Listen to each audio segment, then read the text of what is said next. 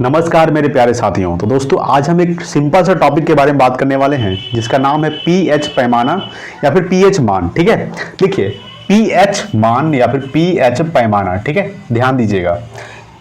PH मान से exam में 1 से 2 नंबर का सवाल पूछ देगा। ठीक है, 1 से 2 नंबर का। अगर पीएच माना भैया इस वीडियो में पढ़ लिए तो आपसे एग्जाम में कोई भी सवाल नहीं छूटने वाला है।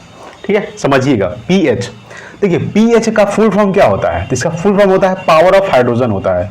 क्या होता है याद रखिएगा, पावर ऑफ हाइड्रोजन। ठीक है मेरे दोस्त, क्या होता है? Power of hydrogen. पीएच मान का क्या होता है? ये फुल फॉर्म होता है पावर ऑफ हाइड्रोजन। अच्छा, पीएच मान का खोज किसने किया था? तो इसका खोज किया था सोरेनसन ने खोज किया था। किसने किया था? सोरेनसन ने पीएच पैमाना का खोज किया था। किसने किया था? सोरेनसन। ठीक है, सबसे पहले पावर ऑफ हाइड्रोजन पीएच का फुल फॉर्म होता है। सोरेनसन ने इसका खोज किया था। किसने किया था? सोरेनसन। देखिए पीएच मान जो होता है वो 0 से लेकर 14 तक होता है। कहां से कहां तक होता है? 0 से लेकर 14 के बीच में होता है। ठीक है, याद रखिएगा।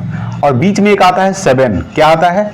7। चूंकि देखिए जब 0 से 14 होगा तो बीच में 7 आएगा ही। 1 से लेकर 0 1 2 3 4 5 6 7 8 9 10 11 12 13 और 14, यानी बीच में क्या आएगा? 7 होगा।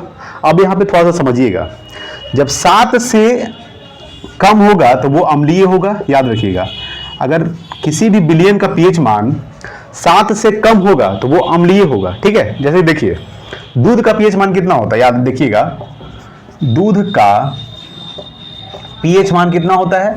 तो ये होता है 6.4 होता है। क्या होता है? 6.4 होता है दूध का पीएच मान। तो ये क्या होगा? तो ये अम्लीय होगा, क्योंकि 7 से कम है। तो जो 7 से कम होगा वो अम्लीय होगा।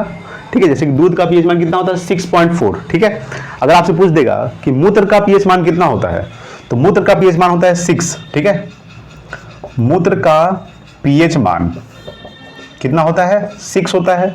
ठीक है, देखिए अगर मूत्र का पीएच मान 6 होता है, देखिए यहाँ पे एक टॉपिक सवाल उठता है कि अगर कोई व्यक्ति शराब अगर पिया रहेगा ना तो उसका मूत्र का पीएच मान अलग हो सकता है। ठीक है, ऐसे सामान्य मनुष्य का जो शराब नहीं पिया हो रहता है उसका पीएच मान कितना होता है? मूत्र का 6 होता है। ठीक है, तो मूत्र का पीएच मान 6 होता है। तो ये 7 से कम है तो ये क्या होगा? अम्लीय होगा।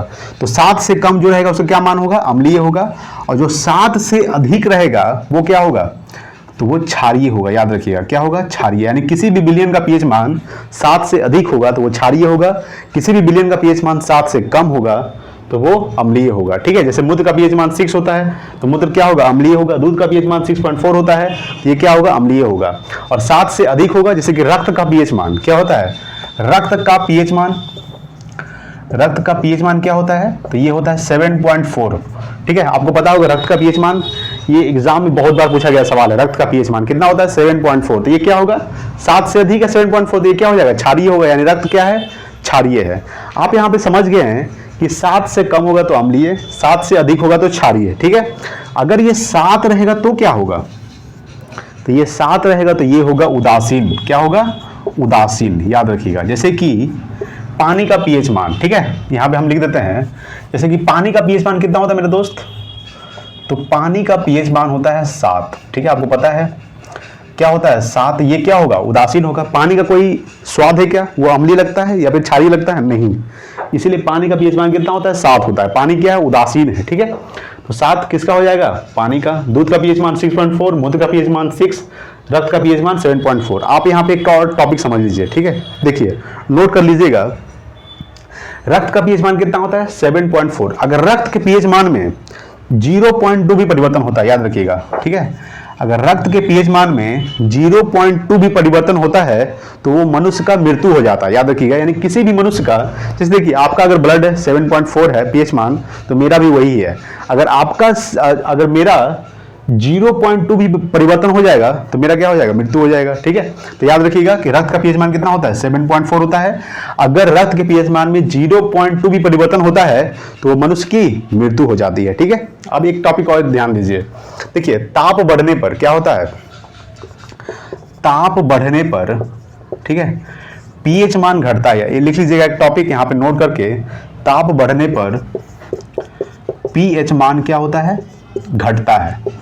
ठीक है दोस्त, लिख लीजिए, क्या होता है, यानी ताप बढ़ने पर पीएच मान घटता है। ठीक है, हाँ वो क्या बताया, पीएच यानी कि पावर ऑफ हाइड्रोजन खोज किसने किया था, सोरेनसन ने किया था।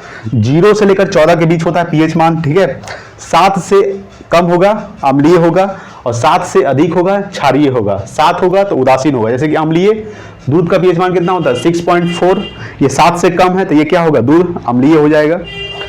मूत्र का पीएच मान 6 होता है तो ये क्या होगा, 7 से कम है तो ये भी अम्लीय हो जाएगा।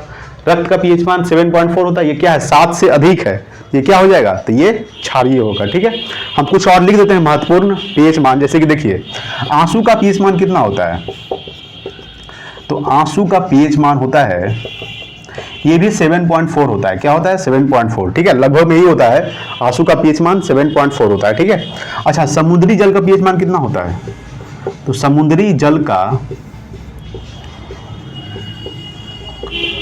पीएच मान होता है 8.4 होता है। क्या होता है, 8.4। आपको दिख रहा है कि नहीं, दिखना चाहिए। ठीक है, क्या होता है, 8.4 होता है। ठीक है दोस्त, अब आपको बता दें कि दूध का पीएच मान 6.4, मूत्र का पीएच मान 6, रक्त का पीएच मान 7.4, आंसू का पीएच मान 7.4, समुद्री जल का पीएच मान 8.4, और लार का पीएच मान, ठीक है लिख लीजिएगा, लार का पीएच मान, ठीक है, लार का पीएच मान होता है 6.5 होता है। क्या होता है, 6.5। ठीक है दोस्तों, तो ये आप समझ गए पीएच मान, इसे एक भी एग्जाम में सवाल नहीं छूटना चाहिए आपसे। ठीक है, तो चलिए आज के लिए इतना ही, आप इसको आप नोट कर लीजिए या फिर स्क्रीनशॉट ले सकते हैं। ठीक है,